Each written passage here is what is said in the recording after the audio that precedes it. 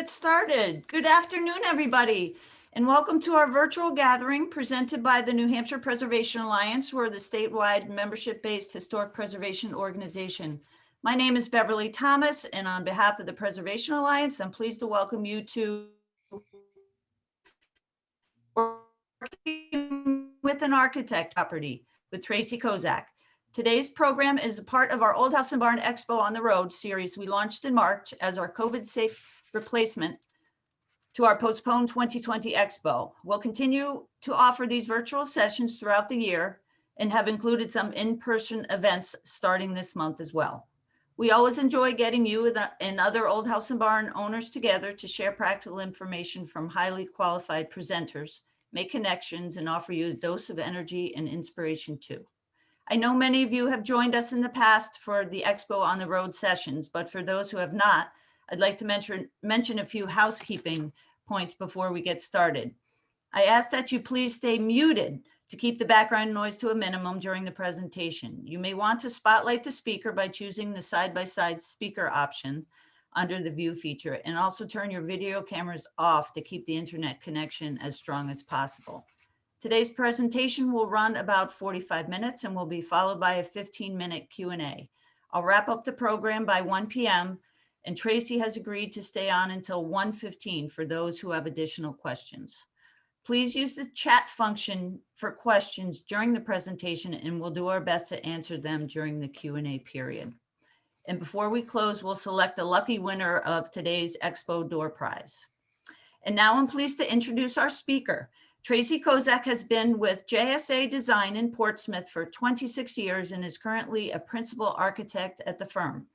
She is past president of AIA New Hampshire, has been involved with many historic organizations, including Portsmouth Historic District Commission, Portsmouth Advocates, and is a past board member of the New Hampshire Preservation Alliance. Tracy's interest in historic buildings sparked from childhood summers around Portsmouth's Strawbery Banke Museum, where she later apprenticed as a preservation carpenter.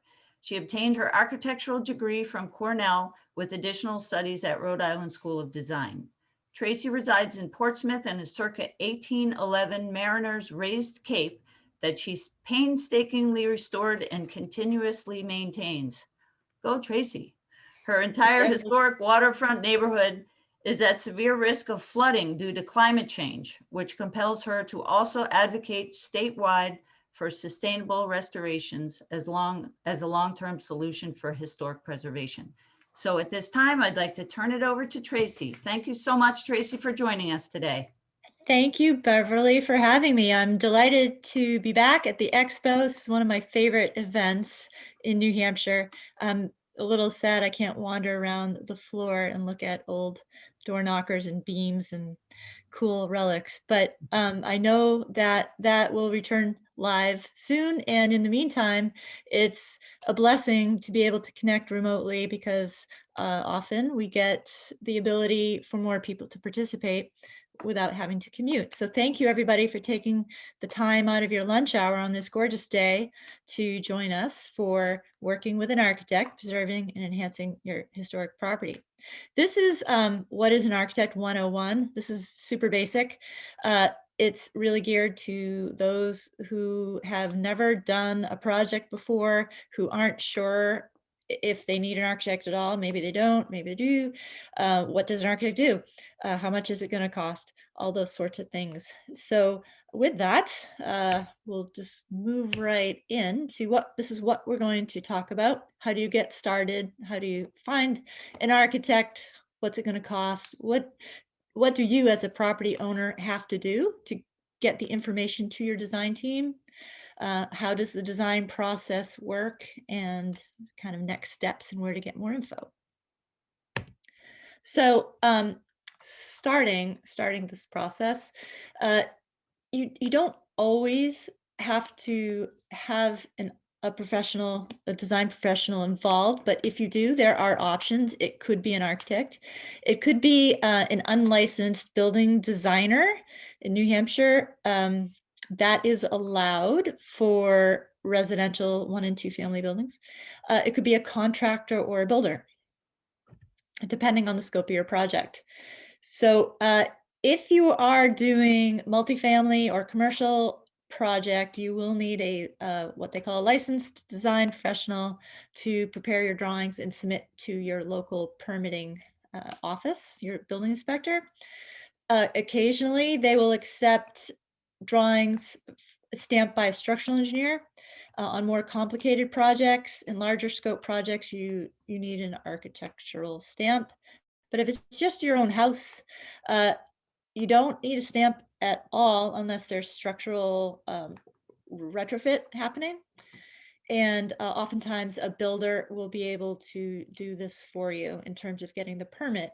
The tricky thing is understanding really the codes and regulations. And if you're doing anything more than just fixing things and maybe changing the color, if you're rearranging walls and doors and adding space, it's going to get complicated. And then you might need someone who's done this before to help show you through the process.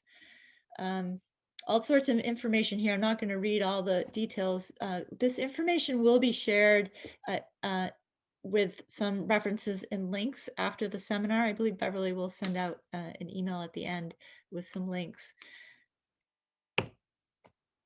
So what does the architect do that brings value that you would want on your project?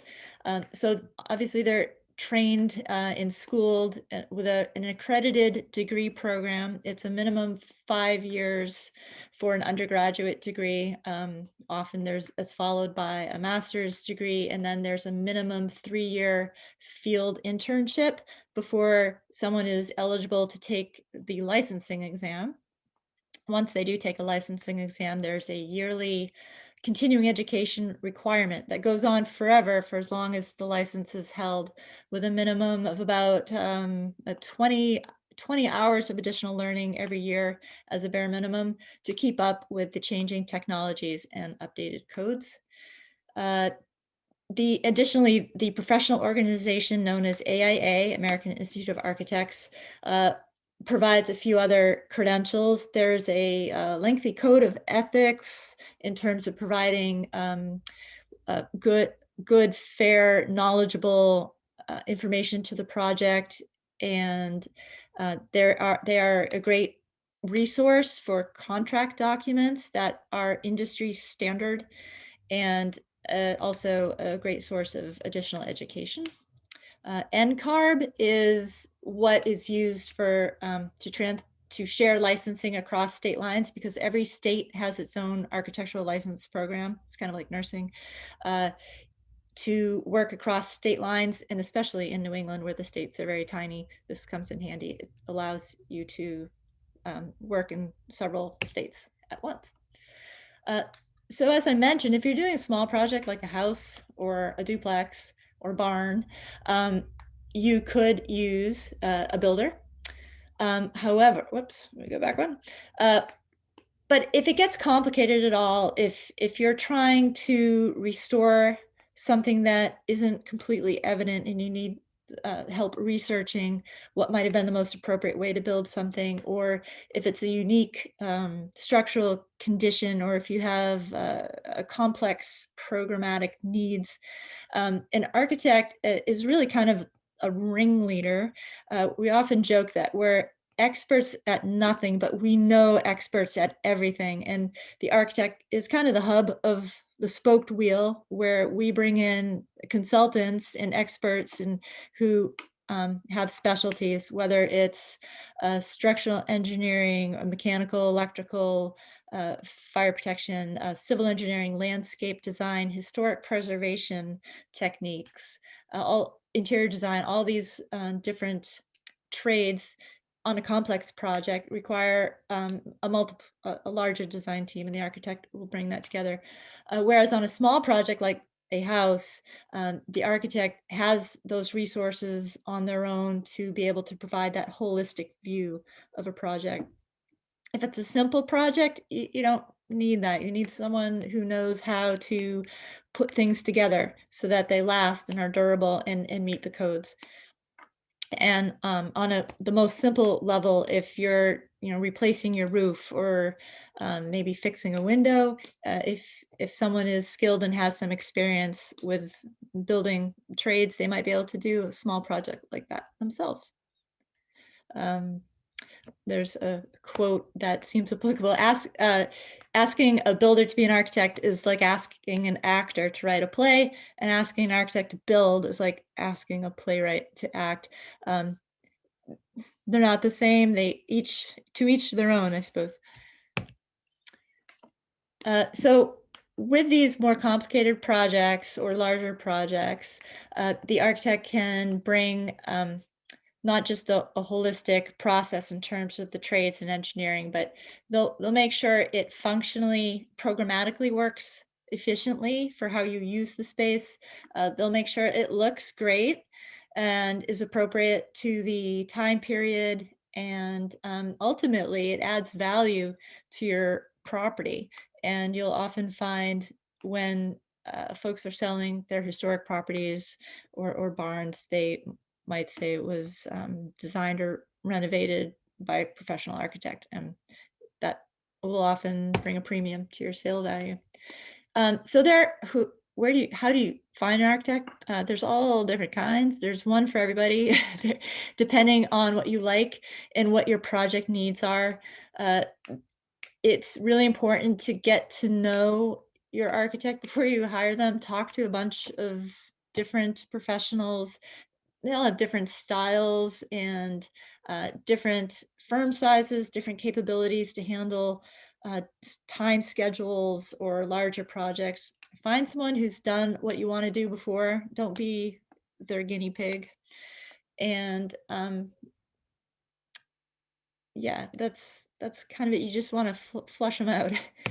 And also, if you have particular project constraints, like a tough budget, or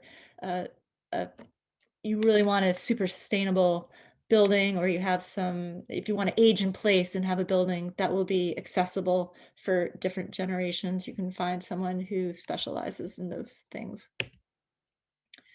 As I said, look at their website, check their portfolio. Even better, talk to someone who's worked with them before, and get to know them in person.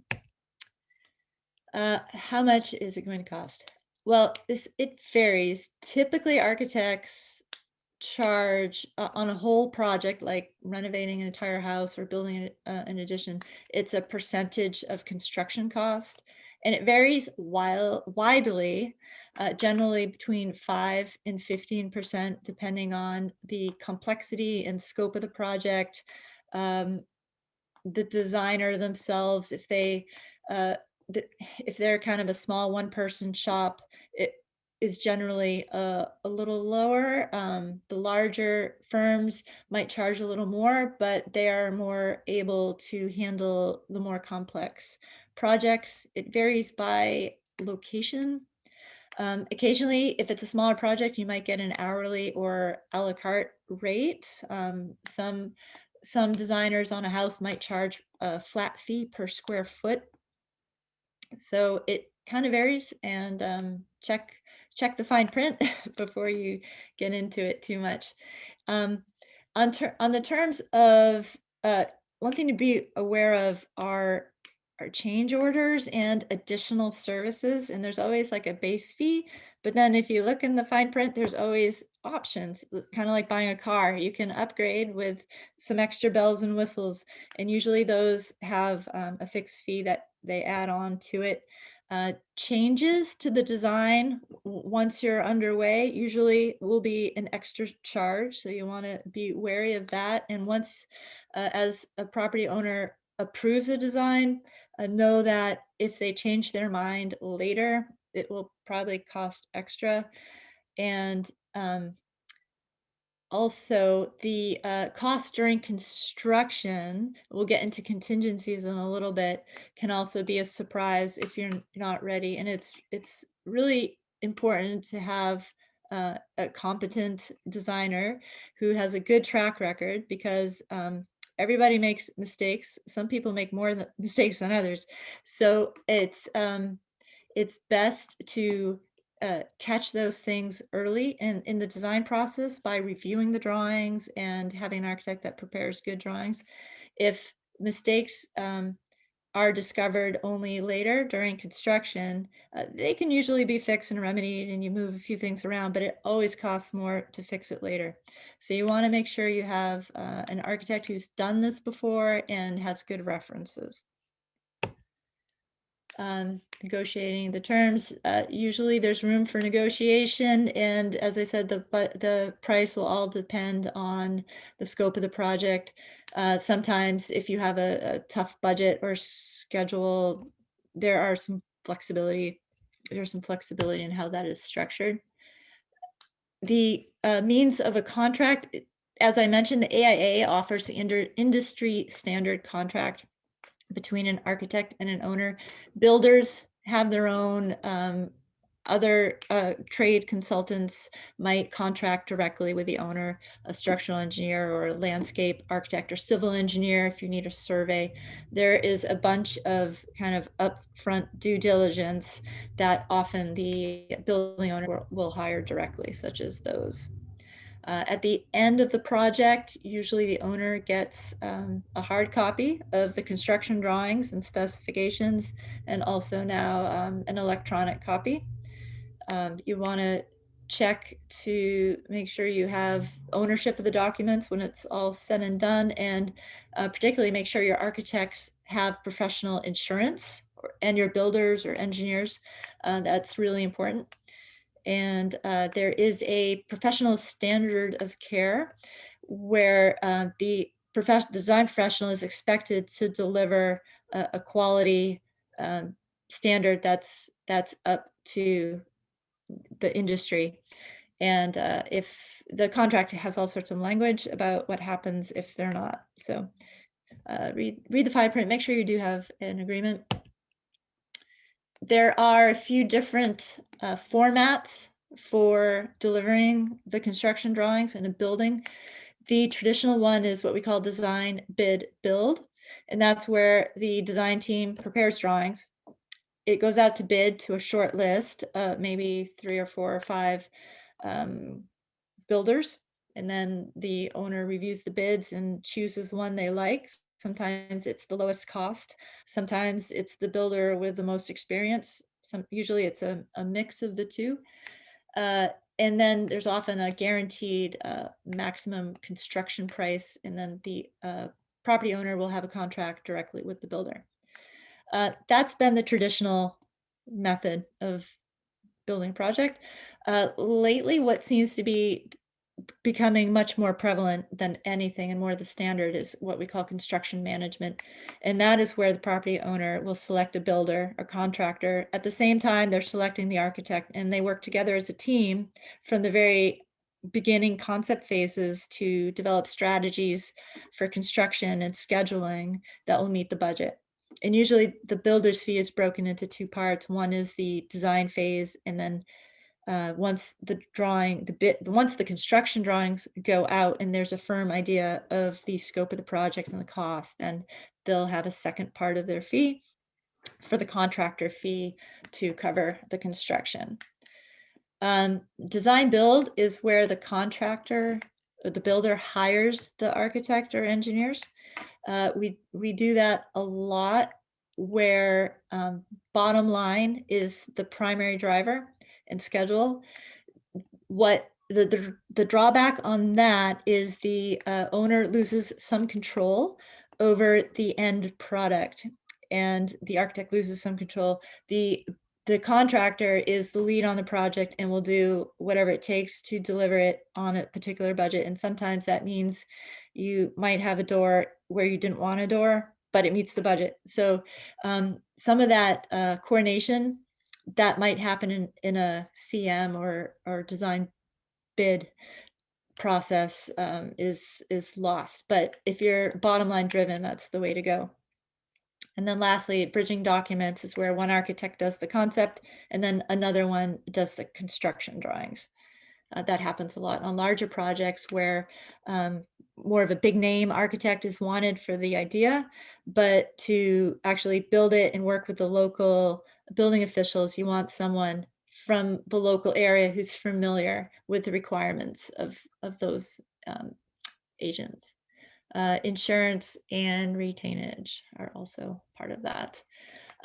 There's a lot of other expenses with building a project. As I mentioned, design contingency is a real important one. And there's always stuff that you find in the field during construction that happens that you weren't expecting. Maybe you get a blizzard and you're delayed a few weeks, or the product you wanted for your roofing is no longer available and you need to get a different product, which costs more. There are just, and in renovations, there's always unforeseen conditions when you pull apart a wall and a beam's missing or something. So always be sure to carry a contingency fund. For new construction, we recommend 5 to 10%, and for renovations, 10 to 15%. And then, as I mentioned, the consultants and engineers that the owner might hire directly, such as a surveyor or some engineers. Specialty systems, if you're putting in a swimming pool or solar system, or if you want an interior design to do all your furniture, those are usually in addition. Permitting there's always a cost of permitting. You can find that on your local town or city website. They have those fees and construction insurance. Okay, so getting ready, all those consultants that I mentioned, the owner needs to hire at the beginning, the surveyor and whatnot. That's once you're committed to the project, then you need to do that. The survey is really step one. Your design team will research the codes and regulations to determine the constraints on the site. There's often a lengthy site permitting process with the zoning boards, historic boards. That can take up to 6 months, sometimes even a year in places where you have historic districts and whatnot. On a small and simple project, if you're just adding a dormer, maybe a month. So it all depends on the scope of your project. All right, codes. So this is a lot of minutia, so I'll try to just keep it simple, but know that it gets really it can get really complicated with a renovation. And kind of the short of it is, if you're just repairing stuff and doing maintenance, no worries, just don't make it less safe than it was when you found it. If you are moving walls, if you're moving windows even, they start to make you do a lot of stuff to bring it up to code. Not everything, but if you'll see alterations level 2, that's where if you simply move a window, this kicks in, and you have to do some basic level of safe egress out of the building, like your windows. If you have a bedroom, you have to be able to get out the window. There's some basic structural requirements that need to be met. They will require fire protection, like a sprinkler system and fire alarms at commercial buildings and buildings that are multifamily or assembly use. In some areas, like egress ways and stairwells. Electrical, anything that's new has to be up to code. If you're putting in a new mechanical system, it has to meet the new code. So that's level 2. Level 3, if you're altering more than half of a floor area of your building, pretty much the whole thing has to come up to code. Structural has a lot of complicated limitations and conditions depending on what your building is and how much you are affecting the existing loads. If you're changing the use to one that has more weight, you have to bring it up to code. If you have a masonry building, they start to worry about lateral forces. That can be really expensive. If you have a brick building, it's not reinforced masonry.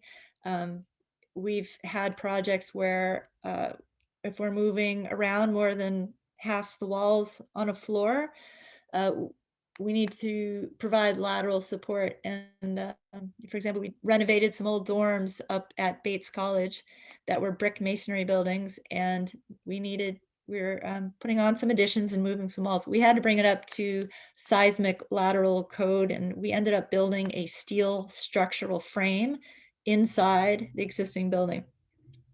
Some other projects, we have to put in new foundations as well. So it gets tricky when you start moving around walls. If you're changing the use of a building, from, say, residential to business. Well, actually it goes, if you're changing it to a higher risk. So if you're changing from business to residential, for example, that would be a higher risk, or from business to medical or assembly, if you're making a house into a house museum, it gets even more stringent. You have to provide even more compliance with the code, and anything new in addition, of course, has to meet the code for new construction. It gets expensive and complicated with structural and with building envelope. You have to create a continuous thermal airtight envelope around your building, and fire protection can add some costs, and energy usage.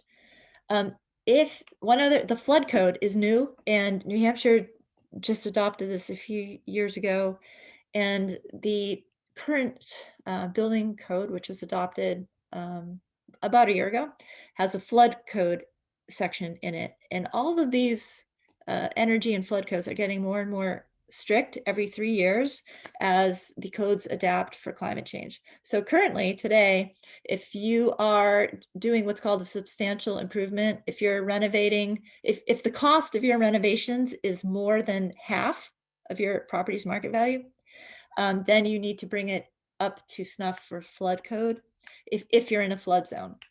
If you're not, don't worry. But if you're along a river or the ocean, that might mean you have to put it up on stilts. It's a big cost. There are exemptions for historic buildings, but you need to prove it. You can't just say it's historic. It has to be officially listed on a national or state register, or be eligible through some documentation. You will need to prove it with a written report by a licensed architect. That will also include all sorts of an analysis on the history of the building, and they don't really give you much leeway with life safety, so that all has to be reviewed and assessed. So once you get all that started, we start really looking at the building you have, and there are ways to remeasure it. We go out and field measure it and inspect. Select demolition is sometimes required to pull down some drywall to see the beams. We have some really cool 3D laser scanning technologies now, which are truly a godsend for renovations, because old buildings are never square, plumb, or true, and usually every beam is a different size, and so it's impossible to really measure with a measuring tape some of these things. So the 3D scanning is great. The image on the upper left is a thermal moisture scanning. There are ways to use these thermal imaging scans to determine if there is water damage or rust concealed in a building. Sometimes we use it to assess energy leakage. If you're trying to improve the performance of the building, you can do a thermal scan, and it will show you where the energy is seeping through the wall, and then then you might know where to add insulation or not. Speaking of insulation and thermal energy, so there's an energy code. The more complicated renovations will kick this requirement in, and it has become pretty extreme. And there are some revisions to the legislation on the New Hampshire House floor this year that are currently proposed to revoke an exemption to the energy code for houses. Currently, we have the 2015 energy code for multifamily and commercial, but houses are exempt. That will be going away in the near future. And what that means is you have to add more insulation. And this is the trickiest part. You need to pass a blower door test, which means your building envelope, the walls and roof, have to be airtight. It's a tricky thing to do. And it's going to get worse in the next code iterations. Truly the most valuable, impactful thing you can do for energy use on a building, it's not adding insulation, it's stopping the drafts. So it's a requirement in the code, and it really aims at keeping the drafty air out. part of that is compensating with a mechanical ventilation system so you have clean, fresh air to breathe. So it does get a little bit expensive. Sealing these old drafty buildings is not easy. The simplest way from a contractor builder's point of view to do this is to tear off the exterior siding and trim and windows, layer on air barriers and membranes and insulation, and then put furring and put on brand new siding and windows and trim that looks exactly like the old stuff did. But some argue it's never truly the same as it once was. So there is a way to do it from the inside, and you'll end up covering up some of the inside trim. You have to kind of choose one or the other if you're going for full energy compliance. It's harder to do on the inside because of all the beams and studs and framing that intersects that layer. Again, if you can get an exemption for a historic building, you don't have to do all that. So there's that. But I will make a plug for trying to do what you can. The air sealing and roof insulation are the two best things you can do. And anything we can do really to lower carbon emissions is going to help save our buildings. As Beverly mentioned, I live in a flood zone along a back channel on the Piscataqua River here in Portsmouth, New Hampshire. And it really struck through me like a lightning bolt a few years ago. For some reason, I came across an image of C-SPAN, and it was an image of our Senator Maggie Hassan on the floor of our federal Senate. And she had a 2-foot by 3-foot poster board on an easel in front of her that she was speaking to. And normally I wouldn't pay any attention, but it was a picture of my house on the floor in Washington, D.C. It was a picture of my house, and she was using it as an example of all the history we're going to lose because of climate change. My house is very low, and it's going to be underwater pretty soon. So I'm particularly sensitive to trying to keep sea level where it is, and part of that is controlling the emissions. By the way, I could talk for a whole day about how to do this and how not to do this. Other people could talk about it better. There's a ton of information on this. There's lots of technical information. It gets really complicated with the physics of building science. Don't do this yourself, really. If you're going to create an airtight insulated envelope, you can wreck your building forever by doing it wrong. If you trap moisture within your wall will deteriorate, your building will fall down. It will get filled with mold. Don't do it.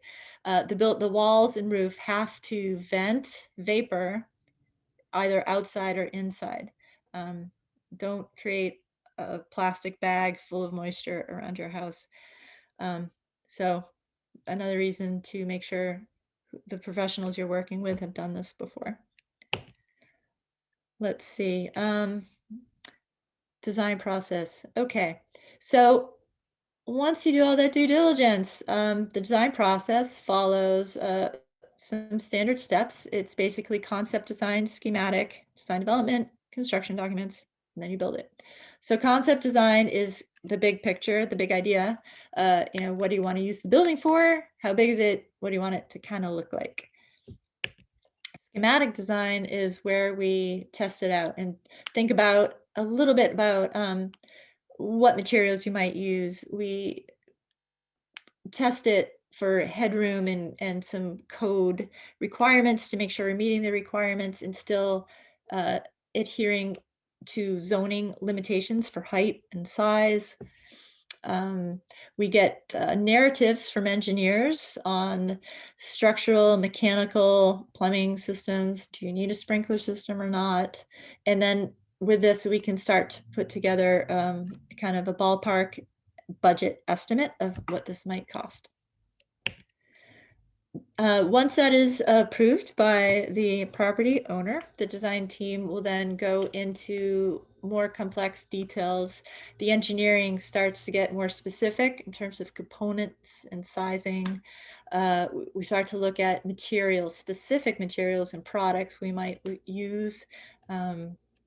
And then the next step are the actual construction documents from which it will be permitted, bid, and built.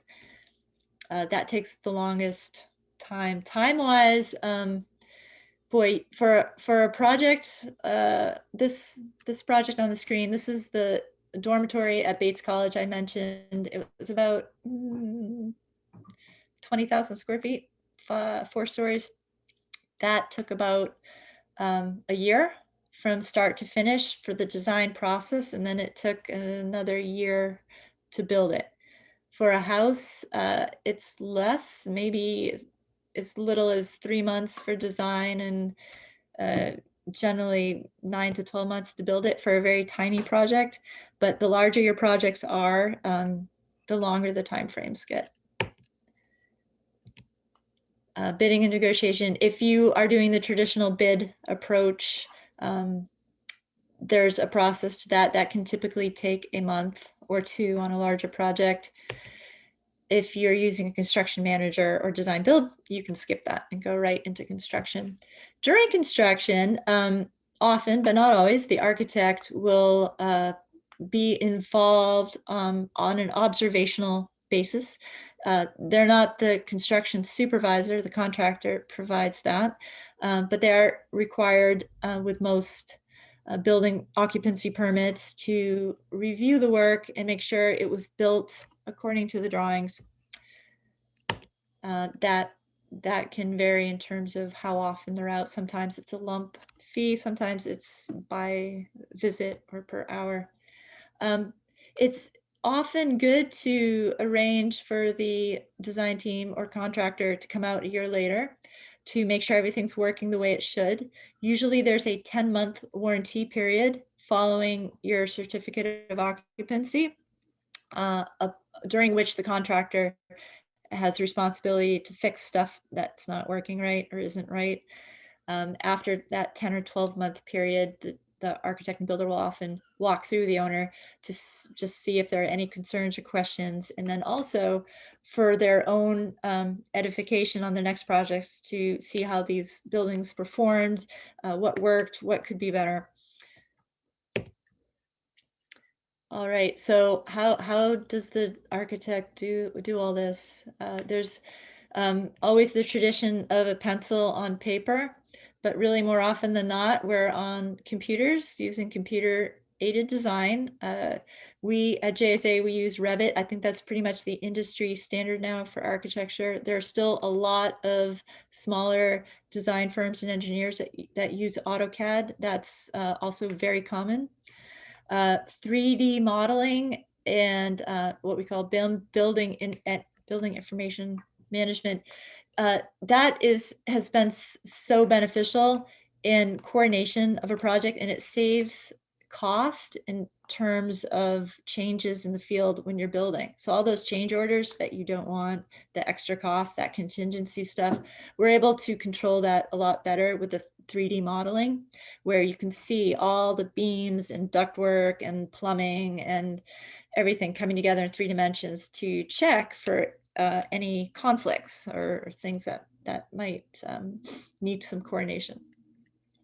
The fun part, 3D animations, there's virtual reality now.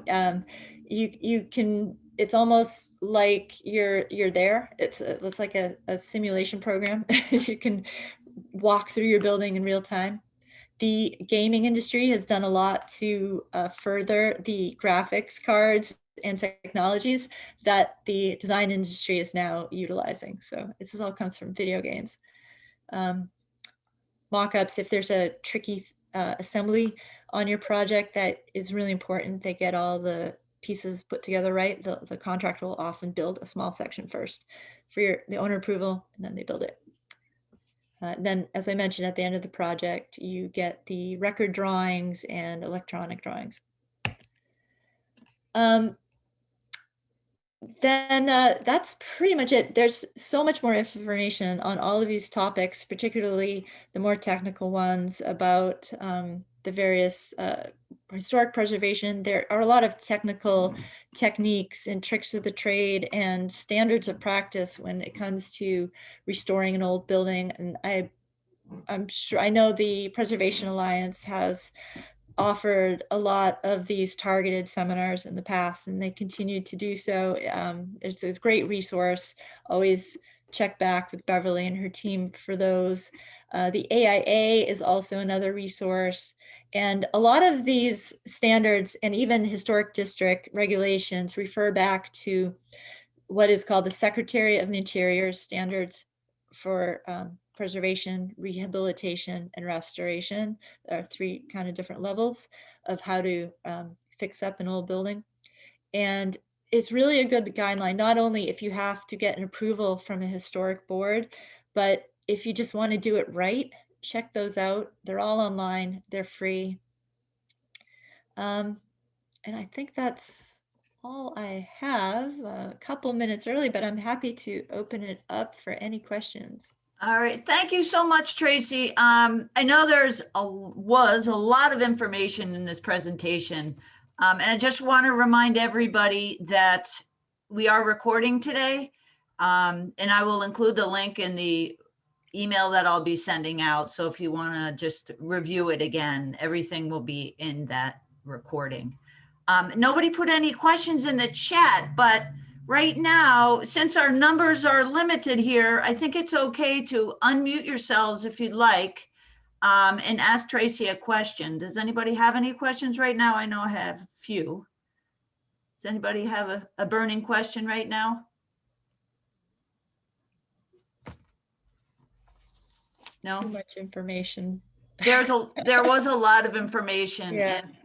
And I'll say, I've never worked with an architect. I've lived in my old house for 33 years and we've done a lot of our own renovations. We did an addition. We had a friend who was a draftsman. So he actually drafted what we wanted and that it worked out fine.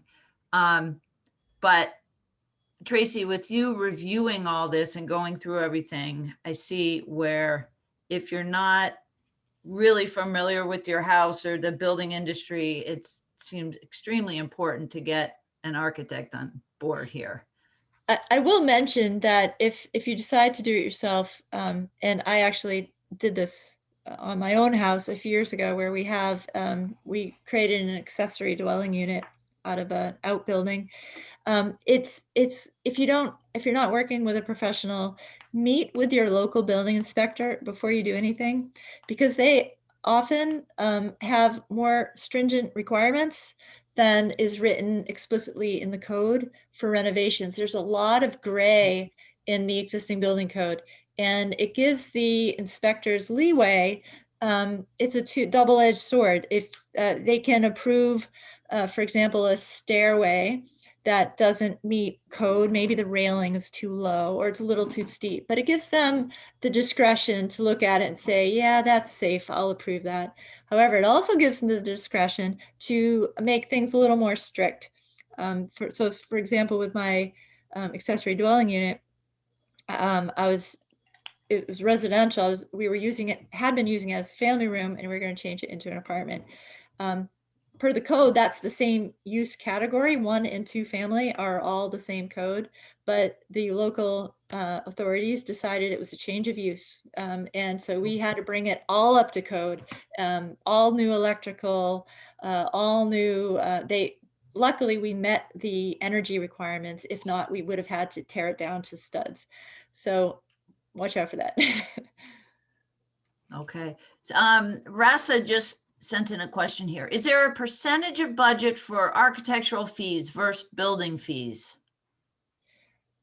Yeah, on a basis of cost of construction, on average for renovation, ballpark plus or minus like 10% for architect's fees. And of course that can be lower or higher, but ballpark 10%. And similarly for the contractor, it usually, I think, ends up being about 10%. And I think it's, they break it down into contractor fee, and then there's an overhead and profit, and then that's just the builder fee. And then on top of that, you'll have your permitting fee. And that is I can't tell you what percentage of construction that is, but it's usually a chunk of change. So check that out too. So Tracy, the 10% for the architectural fee, would that include a structural engineer or that would be in addition to? Yeah, usually that is inclusive of all the engineering fees that are inside the building, like structural, mechanical, electrical, whatnot. The land use engineers, civil, site work, landscape architects, survey, geotechnical investigations, that's usually in addition. Okay, all right. All right, and then all the energy stuff interests me because I get a lot of questions on that from historic homeowners. Tracy, and you were talking about the different levels of alteration, level 1, 2, and 3. And any 3, you have to, if you're doing more than 50% of the building renovation, you have to bring everything up to code, right? But not energy. But not energy. Okay. Well, per the written code, not energy. In my case, in Portsmouth, New Hampshire, they, as I said, they decided going from 1 family to 2 family was a change of use. And a change of use, you have to bring it up to energy code. Okay. If you're just moving walls around, you generally don't. So if you have questions relating to that, is that something you go to an architect or your You can building inspector? Yeah, either one, either Okay. one. Okay. Yeah. All right. Another question from Adrian. Can you schedule a consultation with an architect just to come and do a walkthrough and help you decide what to tackle and what not to? That's a great question. Love that Oh, question. absolutely. A lot of architects will do that for free. So yeah, that's always a good first step. And I suppose even to get to know that particular architect, right? Yeah. To see if Yep, that's someone you want to work with. absolutely.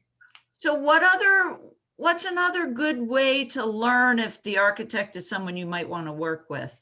I mean, you can do drive-bys, but you can't really go into other people's houses, right? Will they show you schematics of other projects they've worked on to help? Yeah, well, 2 things. Interview them. 3 things. Interview them, get references. If you don't know anybody who's worked with them, ask the architect for some references that you can call, talk to them. And then just check out their portfolio, their website, Okay, look and see. great. Any other questions? Oh, here's one. Earlier question. Oh, did I miss a question? Oh, we're planning to change our 1905 side-by-side duplex into a 1 family. How common is this and what should we pay attention to? Well, as I mentioned, talk to That's your it. local building inspector to see if you have to bring it up to code for a change of use. Per the letter of the written code, the way I read it, you don't, but as I said, sometimes they surprise you. It's easier going from 2 families to 1 family because you don't need to worry about egress, stairs out of the building. You don't have to have fire separation. If you're going the other way, if you're making a 1 family into a 2 family, you need to have a 1-hour fire rated wall and floor between the units, and that can get tricky. But you shouldn't have too much of a problem. You're just taking out probably some bathrooms and a kitchen and maybe even a stair or a door. Okay. Getting back to this, I think I'm hung up on full compliance of the codes if you're doing an alteration at the number 3 level. Yeah. Have you ever been on a project where you sort of cut back on something to keep it within that 2 instead of pushing it over to the 3rd level? We have, and what I'm thinking of a project we did at Endicott College where we turned a dormitory into a hotel, and we wanted to avoid having to do the lateral structural reinforcements, which is because it was a brick building. Again, we didn't want to have to. Reinforcing the brick buildings is really expensive. We didn't want to have to build a steel building inside the existing brick building. They didn't have the budget for that. It doubles the cost. So we made some conscious choices to use hotel rooms that were substandard sizes to avoid putting in the steel structure. It all worked out in the end. It's just not the typical hotel room you see. Some of the rooms are more square shaped or have a longer bathroom or whatever. But it's definitely something to consider before you do anything, because it has a huge impact on the cost. Okay. Marassa writes in, start to finish sounds like a year or so. I guess this is for a house. What about lead, mold, asbestos in historic homes? You probably have all of them. Most houses do. Luckily, it's usually not deadly unless you can see it, and then it might be out of control, in which case you're probably already trying to fix it. Have your house tested for all that stuff before you begin. Most contractors won't even set foot in a building until they have a test ensuring there's no asbestos and hazardous materials. So that's done very first. You'll need to do that before, you can do that while the construction drawings are being drawn, but you need to do it before you start construction for sure. Okay. It could add, if you do need abatement, it will add time while they do that. All right. Julie asks, how to find out about egress for a use in a situation for students overnight? I'm not really sure. What Residential student program. Yeah. So if you're changing use from something that didn't used to have that before, that is a fairly high risk use category. And no matter what you're coming from, anywhere where you have people sleeping is considered super high risk for fire, right? So they're going to make sure you have a safe way out of the building. If your building is not fire sprinklered with a fire sprinkler system, they'll make sure your windows can open wide enough to crawl out of and are not too far up off the ground. If you can't satisfy those things, they'll make you put in a sprinkler system. They'll also make sure your stairs are safe. They have safe railings and they're not too steep and they're wide enough. The doors, that your stair will need to be separated from the hallway with a firewall, and then the doors going in and out of that stairwell need to be usually at least 3 feet wide or more if you have a huge crowd. Okay. And this is an obvious question, Tracy. What are you doing relating to your house and rising sea levels? It's really depressing because our town has like a flood plan. Like, this is what we're gonna do when the river rises, and every neighborhood has a different color, and they all have little happy recommendations, either to make it flood proof so that the walls can resist the force of water, or allowing the water to go through and then back out without damaging it. So you have flood vents and waterproof materials like tile. You put all your outlets 4 feet high. You make it so that it can get wet and then dry out, no problem. That's another strategy. In our case, they're recommending that we just leave.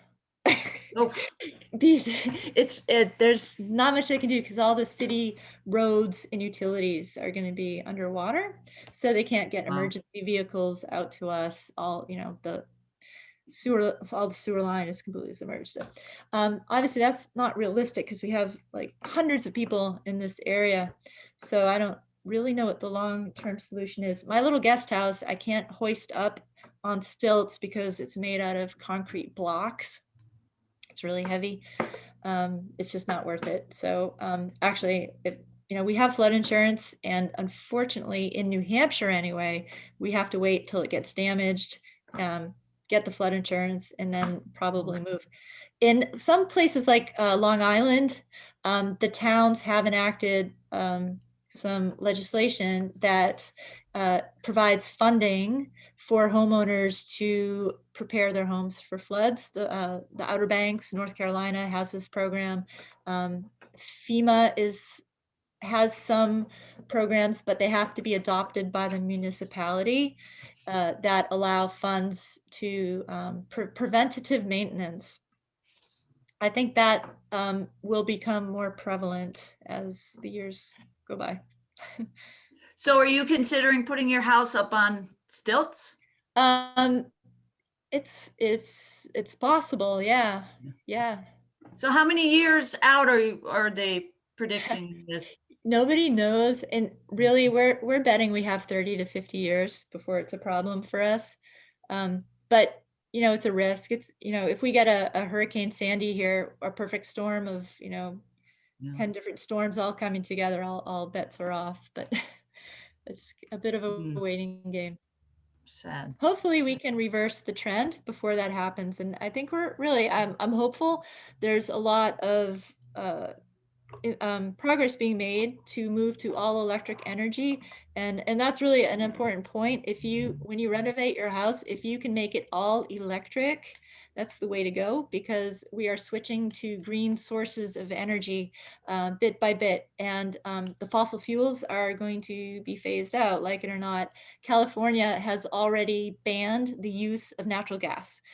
And they've mandated solar panels on all new houses. And they're usually the first, and the rest of the country follows a few years later. We're designing bigger and better battery storage units for solar. And if you can't do that on your historic house, there are microgrids and community grids, which are basically pooling the excess green energy that other properties and offsite locations can produce, and then feeding that back to your house. That is the future. We don't know exactly how fast it will get here. It's a race against time. Wow. That's a whole nother topic, right? A whole nother session. It sure is. Tracy, one question here. Where can we find the flood maps? Oh, they're great. And Beverly, I'll get you a link to put on the email that goes out. The state of New Hampshire and through NOAA and FEMA, I guess they have interactive flood maps, which are very detailed. And you can type in any address in the country and it will tell you what you need to know. Oh, really? Okay. And then does Portsmouth has its own detailed maps, right? No, they use the national ones. Oh, they do. Okay. Portsmouth has their own flood code, which basically says if you're in this level of the FEMA flood maps, then you have to comply with the international flood code. And Portsmouth has expanded it. It's more strict than the national, so it extends another 2 feet high in elevation for water, which covers probably 4 times as much geography. So it depends by your city. Yeah. Okay. All right. I'm looking at the clock here. I'm going to do my wrap up comments. But then again, if people want to stay on, feel free to do so, and we can talk for another 15 minutes or so. But at this point, for those who have to leave at 1 o'clock, I just want to thank everybody for joining today. And thank you so much, Tracy. Great information. Again, I'll be sending a follow-up email with a link to this recording. I just wanted to also program note, next Tuesday is our next expo session, August 17th at noon, with Linda Lefko, founding member of the Center for Painted Wall Preservation, presenting period painted wall decoration, freehand brushstroke stenciling, and murals of the early 19th century. For details on this and a complete expo schedule, visit our website, nhpreservation.org. We encourage you to share our expo website link with other Old House and Barn enthusiasts as well. And also, while you're on our website, check out the expo guide of 50 products and service providers on the expo page of the website. And for the door prize today, many of you know that we love to give out door prizes at our expo. So at this time, I'm going to turn it over to my colleague, Nicole Flynn, and she will announce the winner of today's door prize, who will receive a field guide to American houses by Virginia Savage McAllister. It's an excellent guide to American domestic architecture. So Nicole, who's the lucky winner today? The lucky winner is Nancy Charbona.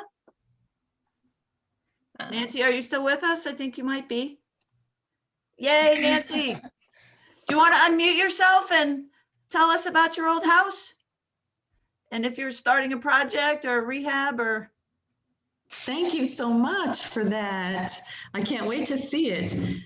Yes, so we own a side-by-side duplex that my mother currently lives in. And we want to move there and make it into a one-family home. So we just had a walkthrough with an architect yesterday, and I'm getting very excited to start this moving. We also have a building inspector in the town the house is in who we're going to contact to also do a walkthrough. Yeah, so we were planning for at least a year for this process, but you know, perhaps it may take longer. We're planning to remove a lot of walls and open up spaces. You know, old houses had a lot of little rooms. And so we're removing a lot of walls. Wow. Well, keep us posted, Nancy, and good luck. Sounds Thank like you this so much. sounds like this session was very timely. It was indeed. I made my husband attend with me. Okay, good for you. I'll send you the Thanks. book, okay? Thanks very much. All right. And as Tracy mentioned, I will be sending this follow-up email with all kinds of links and additional information. So be expecting that either tomorrow or the next day. And I want to thank Tracy for the great presentation filled with all kinds of wonderful information. Tracy, can you advance the slide one? To our Old House and Barn Expo on the Road sponsors, which are on this slide here, and to all of you who are supporters of our critical work that helps to advance efforts to save and steward special places all around New Hampshire. And please help keep the Preservation Alliance vibrant by making a donation or considering a gift membership. We wish you all very well and look forward to seeing you at future Alliance programs. Thank you for joining today. And for those who would like to stay on, please feel free to do so. And we'll continue our chat for another 15 minutes or so. All right, so Tracy, you can stop sharing screen. Great. And then, does anybody have any additional questions, comments? Anything they'd like to share? Tracy, there's some thank yous in the chat. Thank you all. Thank you all for joining in. I'm excited that you're excited about fixing up old buildings. I think they have so much to offer, so much character. I mean, one of the reasons I love history and old buildings is because these buildings tell stories, and these stories connect us to our community and our culture. It grounds us, it gives us purpose, and I think it makes us stronger as a whole, and they're just fun. I think it's like an adventure to dive in and find the mysteries of these old buildings. So bravo to all of you who are embarking on new projects, and good luck. It's an adventure. I ditto that, Tracy. Very well said. All right, here's another question from Rasa. Can you address energy issues relative to gas, oil, electric? Yep. So as I mentioned, there's a trend going to all electric buildings. If you insulate your building well, it's not going to use much energy. That is kind of step one, is to lower the demand of your building, stop the drafts, add some insulation carefully, and you can reduce the amount of energy you use. If you use electric, then you have the option of making green, low carbon choices. And all those costs are coming down. Solar is becoming highly affordable. There are lots of rebates if you go with green energy. You won't get the rebates if you use gas and oil. So check with New Hampshire Saves.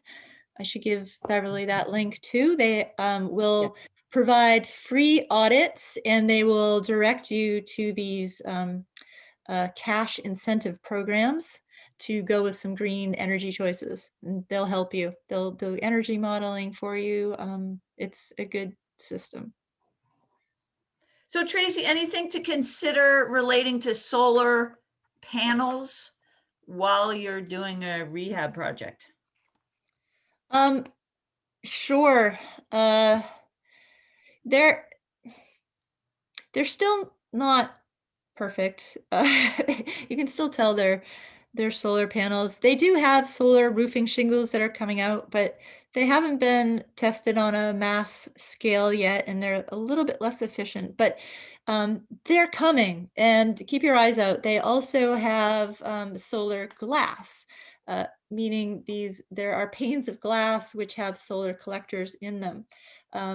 You can get opaque siding that collects solar now. And these things you might, if they're designed in a part of a new addition, for example, you might never know that they're actually solar collectors. On a renovation of a historic property, it's a lot harder, and the renewable energy usually doesn't work so well, I have to say.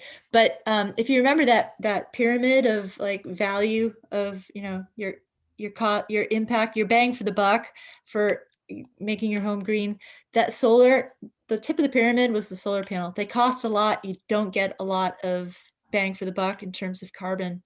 Your best effort at the bottom of the list was behavior. Keep your thermostat lower in winter. Don't use the air conditioning. Plant a tree, open the window, put on a sweater, turn off the lights, all this basic stuff. It's not very exciting, but it really makes a huge impact for zero cost.